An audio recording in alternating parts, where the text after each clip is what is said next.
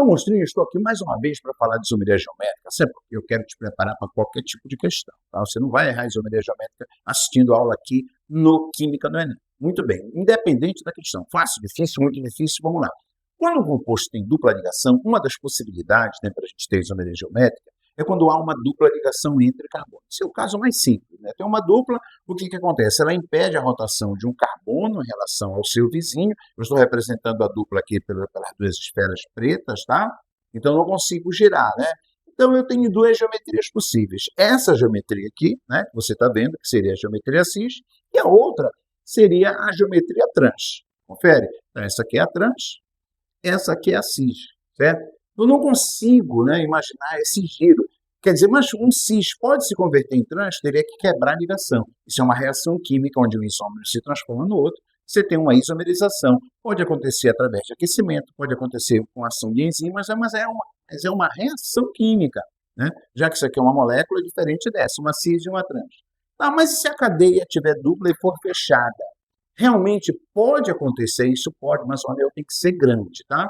Para existir realmente essa possibilidade, existir de fato, tá? Então, a partir do cicloocteno, como a cadeia já é relativamente grande em relação às cadeias menores, você vai ter realmente um cicloocteno cis, ó, e um cicloocteno trans, né? Você imagina essa molécula existir na natureza, né? Você tem que ter uma possibilidade, né, da cadeia se formando de tal maneira que os hidrogênios fiquem opostos, né, em relação à dupla. Então, a partir do cicloocteno, se você tiver dupla em cadeias fechadas, pode ocorrer a isomeria geométrica, tá? Olha só esse outro caso aqui, né? Você tem uma dupla, você tem aqui um ciclo, ele não é o cicloocteno, mas a dupla não faz parte do ciclo. Esse caso que eu estou falando aqui em cima é quando a dupla faz parte do ciclo, tá?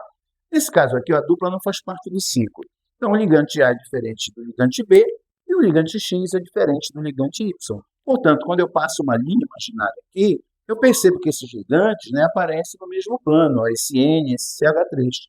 Quando eu passo a linha imaginária aqui, o nitrogênio já aparece aqui no plano superior e o CH3 no plano inferior. Então, eu tenho aqui também um caso de isomeria geométrica, beleza?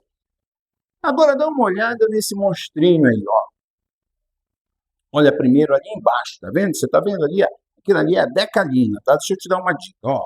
Isso aqui é a decalina.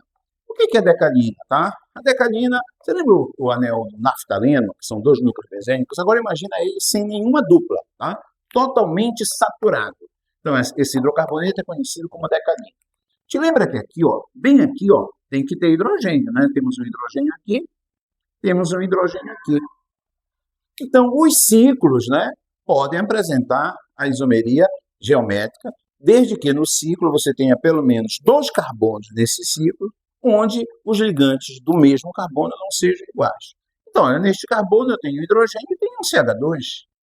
Neste carbono, aqui eu tenho hidrogênio e tenho um CH2 para cá. Então, a decalina vai ter isomeria, certo? Geométrica. Olha só a representação, como é que fica um pouco mais complexa, né? Bem aqui neste carbono, o hidrogênio aparece abaixo, né, do plano imaginário, e aqui nesse carbono o hidrogênio está acima do plano imaginário. Então, essa aqui seria a transdecalina, tá? Veja aqui agora, neste carbono o hidrogênio está para cima, neste carbono ele está para cima, isso aqui seria a cisdecalina. Então, você vê que são casos mais complexos, mais difíceis, né? Aqui, o caso do ciclo, confere? Aqui um ciclo com dupla, desde que tenha 8 ou mais carbonos, pode acontecer essa possibilidade, certo? E aqui um caso mais comum. Um abraço. É que aqui no método Scheme Fly você não perde a questão, tá certo? Dá o print desses exemplos aí, tá?